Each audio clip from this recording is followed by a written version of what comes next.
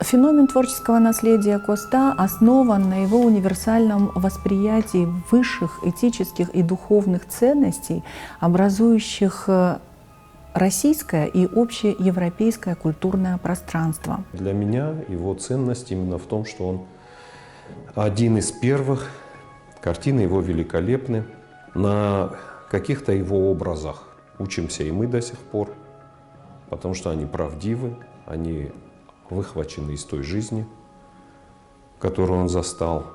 Сохраняя верность традиции, заветам предков, при этом открывается миру, чувствует связь со всем мирозданием, со всей Вселенной.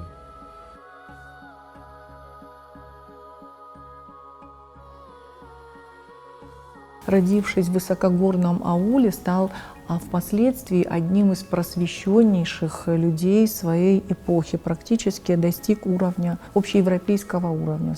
Он, как и все его поколение, оказавшись на стыке эпох, смог найти способ, когда традиционная культура, в которой он вырос, и культура европейская, культура нового времени, они были приведены к общему знаменателю. И вопрос, который нам предстоит сейчас обсудить, заключается в том, как он это сделал.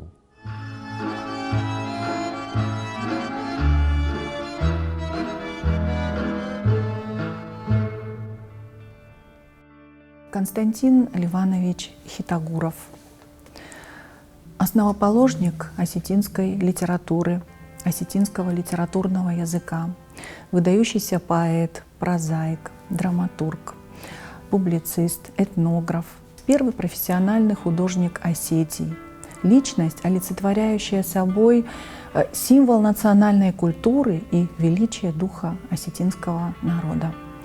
Коста вобрал в свое художественное сознание все многоцветие и многообразие общечеловеческих духовных основ. Он и традиционную культуру вобрал в свое творческое сознание и остался открытым к общемировой художественной культуре. Литературное и художественное мастерство Коста Ливановича Хитагурова формировалось в неразрывном единстве.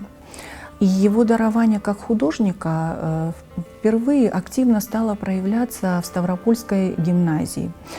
Но по воспоминаниям его ближайшего родственника Андукапара Хитагурова, это дарование у него проявлялось также в период обучения во Владикавказской мужской прогимназии, когда рисунками Коста очень часто украшали стены прогимназии. Коста проучился во Владикавказской мужской прогимназии до 1871 года. А потом Ливан Элизбарович отдает Коста в Ставропольскую мужскую гимназию. Конечно, в своем сыне он видел продолжение самого себя, то есть военного. Но здесь Коста полностью увлекся искусством. Помог данное дарование раскрыть ему чуткий, обаятельный педагог Василий Иванович Смирнов. В 1877 году Смирнов отправил работы юного Коста в Москву на Всероссийскую выставку средних ученических заведений. К сожалению, данные работы до нас не дошли. Спустя 10 лет именно по настоянию Смирнова Коста едет в Санкт-Петербург, успешно сдает экзамены и поступает в Петербургскую академию художеств. Современники Коста были такие выдающиеся, талантливые художники, как Серов, Врубель и многие другие. Годы учебы в Петербургской академии художеств бесспорно оказали заметное влияние на талант Коста и как живописца, и как литератора, безусловно. К этому периоду в России уже произошло важное событие, оказавшее мощное воздействие на развитие изобразительного искусства в целом. То есть было создано общество передвижных художественных выставок. Они пытались приблизить искусство к жизни. И, соответственно, молодые академисты тоже следовали их примеру. Даже Махарбеком Тугановым было отмечено, что именно передвижники оказали неоспоримое воздействие на талант живописца Коста Хитагурова. Ну и искусствоведы, сравнивая по технике исполнения портретных работ Коста, в частности, при сравнении портрета Анны Яковлевны Поповой и работ Ярошенко, артистка Стрепетова и та же курсистка, искусствовед Кацман наблюдал за явным сходством по технике исполнения этих работ.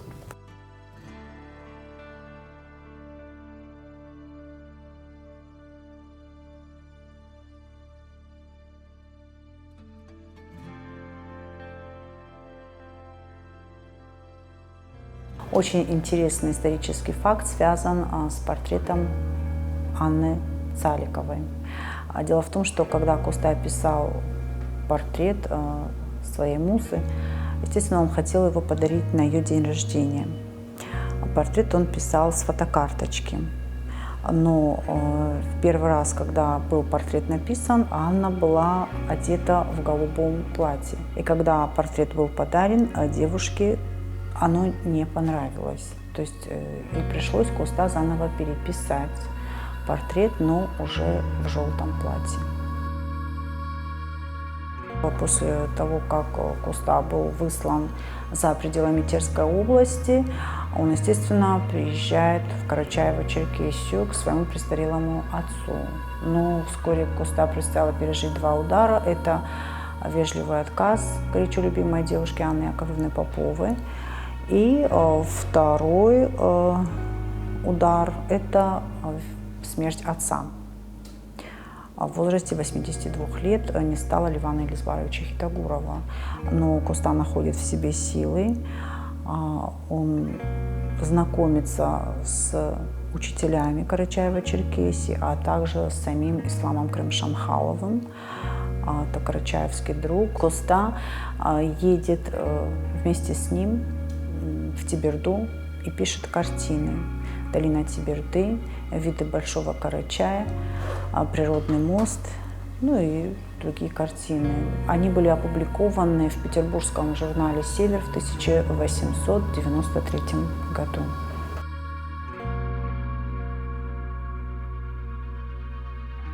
Географически он горам противопоставляет равнину, там, где жизнь более спокойная, открытая, доступная.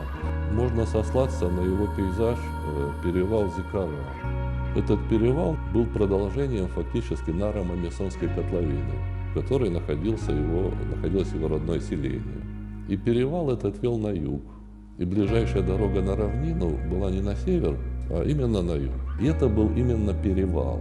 Вот этот путь из прошлого в будущее, он не будет легким. Он требует подъема, преодоления. И вот чем выше поднимается, тем ведь сложнее. 80-е годы для Коста были очень плодотворными в художественном плане. То есть здесь создавались и картины, пейзажи, а также он принимал участие в росписи собора в Аллагире. Также декорации помогал создавать в Русском драмтеатре. Значит, у него живопись делится на жанровую, портретную, да, иконописную. Есть у него рисунки. Но вот при том, что это наследие внутренне разнородное, личность автора все позволяет связать, увидеть вот эту внутреннюю органику. И вот эта привязка к личности, к биографии, позволяет увидеть истинное достоинство его картин с его поисками смысла жизни и с его находками, и с его личным переживанием собственной судьбы. «Скорбящий ангел», хорошо известный. Как правило, основное внимание уделяют тому, что значит, ангел оказался у него похож на Анну Попову, в которую он был влюблен. Но там есть другой очень интересный момент, который кажется второстепенным. Ангел облокотился на крест, крест уже пустой, но там терновый венец. И фактически именно он оказывается в центре. Автор делает фокус на него. И тогда мне приходит на ум его автопортрет, который вот скомпонован в такой округлой форме, и он изображен с непокрытой головой. Ощущение, что он как бы или венца ждет, да, тернового, или вот этой кабал, которая оденут жертвенному животному. И такая перекличка, она неизбежна, потому что он в равной степени присутствовал в обеих традициях. И вот этот магистральный путь жертвоприношения, да, он такими вот как лучами расходится к другим его картинам. Потому что вот другой его пейзаж, который мне приходит на ум, да, это Столовая гора. И я вот не могу удержаться от сопоставления Столовой горы с алтарем. Мало того, сам по себе каменный алтарь, он-то и символизирует мировую гору. И тогда вот эта его фраза «Весь мир мой храм», она становится понятна, потому что у него перед глазами вот этот самый алтарь.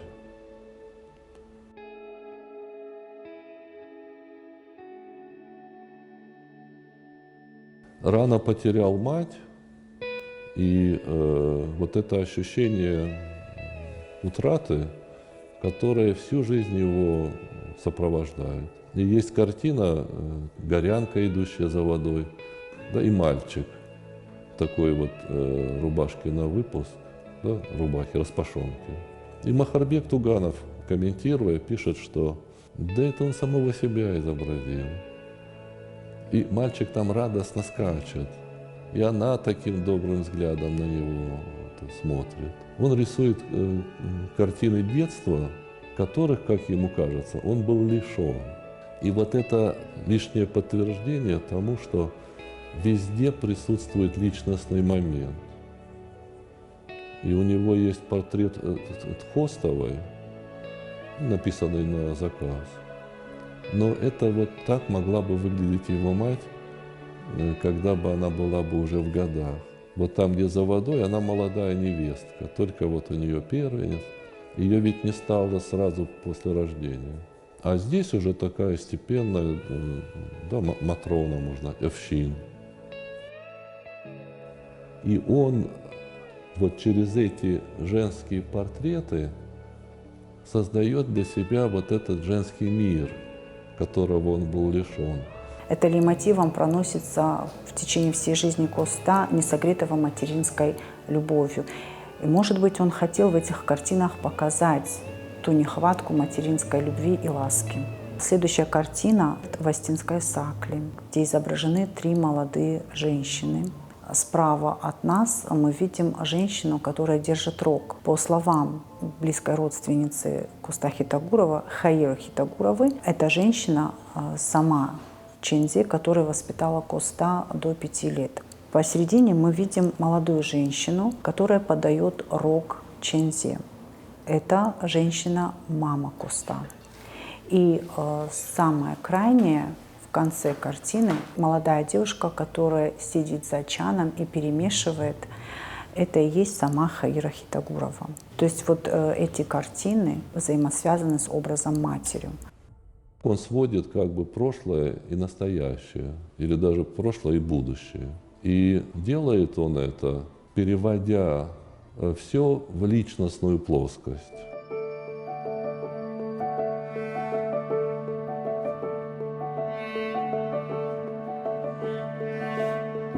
Картины его великолепны. На каких-то его образах учимся и мы до сих пор, потому что они правдивы, они выхвачены из той жизни, которую он застал. И, знаете, студентов мы своих тоже учим на его примере именно тому, чтобы говорили правду.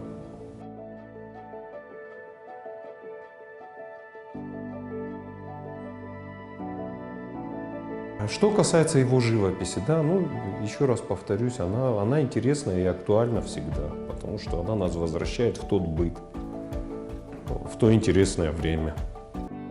На протяжении всего существования училища художественного не раз обращались наши студенты и в курсовых своих работах, и в дипломных к образу Коста. Они его видят очень тонким, очень легким и воздушным, не монументальным, очень камерным и теплым. Ну, таким, каким он и был, наверное. Величие великих людей, оно в чем проявляется? В том, что они современны всегда. То есть идеи Коста, его мировосприятие, его правдивость, его искренность, они не утрачивают своей силы.